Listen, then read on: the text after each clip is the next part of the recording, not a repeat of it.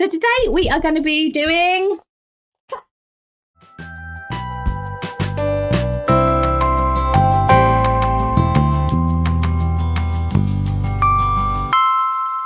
Hey guys, welcome to my studio. I hope you're good. So today I thought we'd look at a colouring book for inspiration. Now obviously these are designed to be coloured in, and I mean I do a lot of colouring on this channel. It's basically what I do. We are not going to colour this as a normal colouring book. We are going to use this as inspiration for my very own illustration. So I'm going to flick through it, see what artwork there is, and then kind of do my own twist on it and see what comes out. So let's take a look inside this book and see what we find. I don't know, let's see. So I don't actually know this book. I haven't looked at it other than, you know, in the shop with checking what, yeah, you get it. So should I just flick through it and just open it and see what I get? I don't know, or do I want to pick? So there are some, obviously, characters in here. Cinderella. This is obviously gearing towards the original characters. So we've got Alice in Wonderland, Cinderella. Like, this book is full of the Disney princesses. But fun fact, I actually did my dissertation on Cinderella. 10,000 words on Cinderella. I mean, that's how much I love Disney. Yeah, there's some more patterns. We've got the castle and the fairy godmother. I mean, I do know my Disney quite well. So let's just do a random pick, maybe? I'm actually quite worried about this. So let's see what we get. Really? I don't want to do that one. Does that count? Can it be the second one, best of three, maybe? See what we get. Oh, really? So my other camera is taking a little nap. And I really want to see what's inside and what picture we get. So, yeah. I'm going to close my eyes. What we going to get? Oh, Princess and the Frog. Buy You Dreams. So, oh, where's the... There you go. This one. So, we're going to be drawing frogs. So I do like the swirls that it's got as well. I'm just going to include kind of different elements of this illustration to make a new one. And you never know, I might actually colour this one. And just compare the two. So one in the colouring book style and one in my picture book style. But yeah, let's do it. Let's get sketching and see what comes up. So for that, I'm going to need my trusty iPad and my Apple Pencil. Let's do it. Let's get sketching. So as I'm sketching on the iPad, I've kept the original colouring book image on the top corner for reference, and I tried to include the swirls, and the minute I start drawing swirls, apparently it's a magic potion. So yeah. So now we've got our sketch, and you can see we've got the elements that kind of match up, and the bits where I've used artistic license. I mean, I have been an illustrator for a long time. I mean, over like 10, 12 years. So I have developed my own style and my own way that I kind of draw things, which is my own style. Anyway, so let's do it. Let's get colouring. I really don't know if I want to do this digital or collage. I'm not sure. But one thing, there's going to be a lot of frogs. Do I even like frogs as an animal? I don't know. Anyway, let's do it. Let's get colouring some way, shape or form. I'll decide. Yeah. Let's do it. Let's get colouring.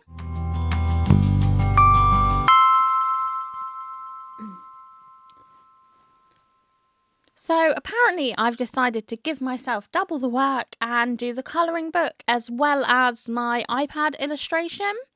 So here I am just trying to match the colours with the coloured pencils I've got, because I figured I'd use the same colour palette just so it would show the difference in the design more. And I have to say, this is definitely one of my favourite colour palettes. I mean, any colour palette with that bright pink in it. I just like how they stand out, but also how you're kind of taking the colour back a bit with all the other neutral tones, with the yellows and the light colours. And yeah, there had to be green because frogs. Do you know what's really weird watching this back? Is that I cannot remember the last time I actually coloured in a proper colouring book. I literally colour for a living. And yeah, I can't remember the last time I did it. I buy them for my kids all the time. I used to colour as a kid so much. I mean, it's definitely where my love of colouring comes from. But yeah, I mean, I couldn't remember the last time I'd done one. And I have to say, like, I really don't want to admit it, but I didn't enjoy this. It was a really odd feeling. I mean, I did stick on a film, TV series, currently watching House. Absolutely love it. But anyway, more about frogs. Yeah, I was waiting for it to be finished, really. It was very strange. In fact, I personally think it was the lines. I found them really constricting, and I like drawing my own lines. I mean, that's why I do what I do. But I did enjoy the shading and looking at the different tones and blending in the colours. But yeah, I can't believe I stuck at it as long as I did because I was ready to finish. This definitely was a nice experiment though, and I did spend a bit of time looking at how I could overlay the pencils and create the different colours and use lots of colours to build up the one colour, and also scribbled on top, just because that is what I do in my digital work. And as I'm doing more mixed media and much more traditional work, yeah, I did enjoy that part of it. It took me a minute to realise, but I figured out I could stop colouring and come back to it and kind of work between the two just to give me a break on the colouring, really. But for this actual colouring one, the thing I draw on my iPad, I am going to play about with some mixed media, and I'm still using my coloured pencils, and I definitely didn't need this many leaves or this many flowers. But I got carried away drawing. See, this is definitely the difference between my own work and the colouring book, is because I found myself here getting really carried away and just letting my brain kind of experiment. I also couldn't not draw potion bottles, considering the whole story is the idea that she's making a potion to change the frogs back to actually... who knows? Or maybe she's making a potion to turn people into frogs. I don't know. I'll let you decide. But I was just having so much fun with it. And I do love drawing a good potion bottle. So this is one that I drew a little while ago, actually, in one of these videos. But I just enjoy it. And this also was a really good excuse to try out some new materials. Yes, I got new pencils. I actually got watercolour pencils just because I find now that I'm doing more mixed media pieces that it's great to experiment with all these different techniques because, I mean, if you do it on the other piece of paper and you don't like it, you don't have to put it on. You don't have to cut it out. It's great. I would definitely recommend it for just experimenting because you do find that you're a lot less structured and so much more free because you don't need to use it if you don't like the way it looks. So back to me colouring, and I was really trying to use just as much of the colour palette as I could, but yeah, I just felt quite restricted. I did enjoy blending the colours, as I've said. But yeah, I don't know if maybe I'd picked the wrong picture to colour, but I couldn't really do a lot about that. I opened it on the frogs. So we drew the frogs.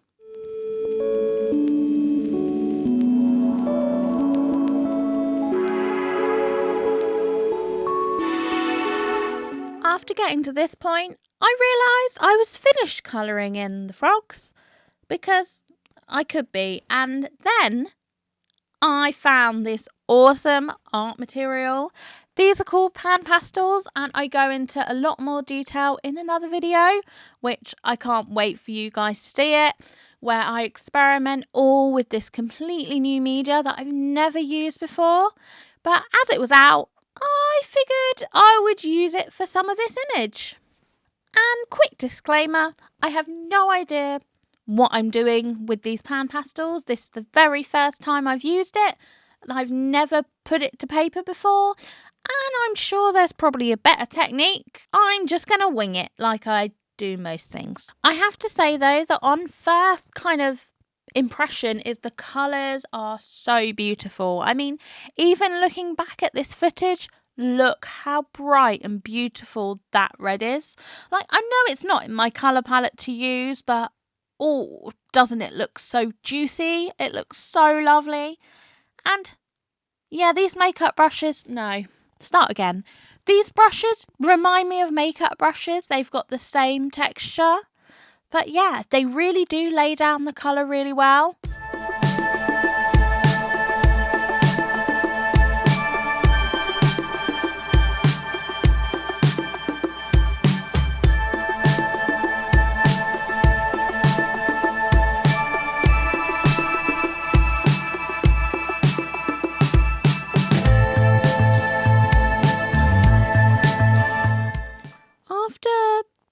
Let's face it, being on the more delicate side, I decided to just go for it and see what these pastels can do. And I found that it didn't actually take me long to kind of find my groove and find the way that I worked with these pastels. As I said before, there's probably a much better way of doing it. But yeah, I was just building up the colours, layering the colours on top of each other, and I just enjoyed it. And before I knew it, I had been doing this for a good couple of hours. I will say it did make quite a bit of mess that I needed to clean up because of the dust.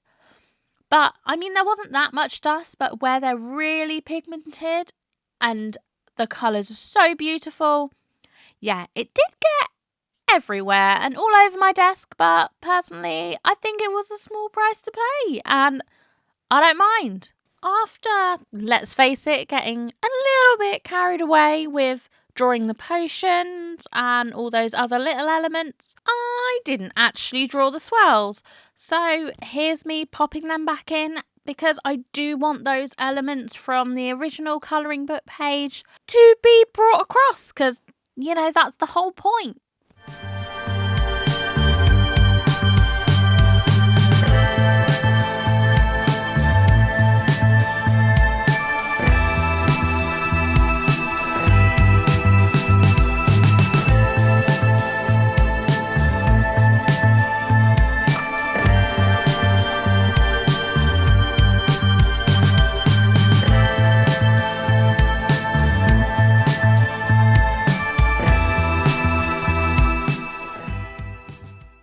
After finishing up blending all the colours, it was time to sort of get everything together and then cut and stick and see what kind of I could build up and put all the image together. So these were all the elements I had, and they were kind of all flowers and leaves, that these were going to be what was going into the potion. And where's the background? That's not the background. Yeah, so I want to talk a minute about this pastel matte paper. It was very odd. It was like drawing kind of on sandpaper, but it really, really gripped onto the colour and held the pigment really well. So I 100% see the appeal. And I also like the little translucent sheets that like protect the paper and protect the image. Originally, I was going to cut out the background and kind of make a whole new picture with it, but I decided to keep it in the book where it wouldn't smudge, and I figured it would be safer because, yeah, the minute I pulled it out, I would have lost all my little bits and there would have been flowers and everything all over the floor, which does actually happen later on, but yeah, I started laying it there, so that's where I left it. I photographed it and got it onto my iPad and started working on top of it in there. And it's a good job I did, because I made this rule a while ago. Always take a photo before you move, before you kind of put anything away, just in case you knock it. And I did. So yeah, we have the original photos that I took, which I am working on top of. And I love how these pan pastels come out, and they really do look like a pastel brush. I cannot believe how well they blended in. I also love how vibrant they are, even in a photograph. It just made blending the digital and the traditional much easier. Here's me drawing my little frogs that I ended up just putting the 2, even though I was kind of hoping for a lot more frogs, but I figured after all the little bits of the flowers and all the magical bits that the 2 frogs was plenty. And of course my character, who is the witch, I suppose, or the sorceress.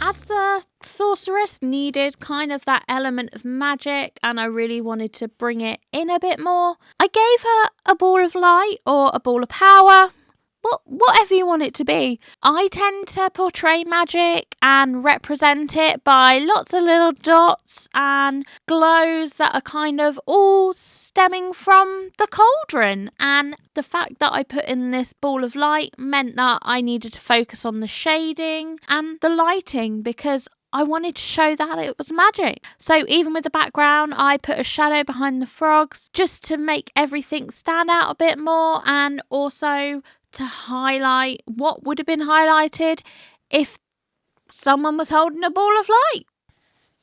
This meant imagining that it was a real light and highlighting everything that light would have hit with this kind of yellow. And then I played about with the opacity and how it overlaid the image, just so it gave the right tone and feel. And I even tried layering some different colours just to give it that greeny magical glow, because the potion's green. Thank you so much for watching. I cannot believe what we came up with. And from the colouring book, I mean, it just goes to show you really can find inspiration anywhere. And at the end of the day, I mean, if you want to get colouring, a colouring book is a really good place to start. So I really hope you've enjoyed the video. Don't forget to like and subscribe, and I'll see you in the next one. Bye. I actually am going to go colour this now. Oh, Mulan is definitely one of my favourites. I mean, why isn't there Mushu in here?